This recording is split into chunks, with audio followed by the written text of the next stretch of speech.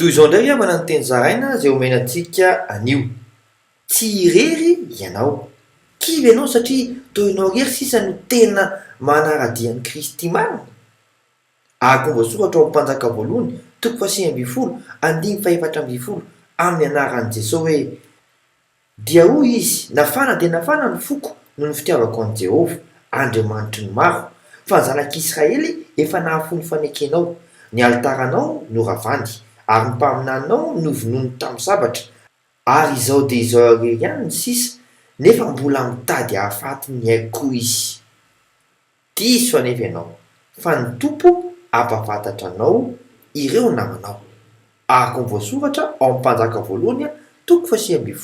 9:17 amin'ny anaran'i Jesosy hoe nefa amela 7 arivo amin'ny Israely aho dia lohalika rehetra tsy nandohalika tamin'ny bala sy ny vava rehetra izay tsy nanoroka azy fotoana fiombonana izao tsy tianao ve ny hiara-handreso amin'i Kristy vitsy zany fa ianao aloha ny tokony tsy ho kivy voalohany manam-peona tompoko.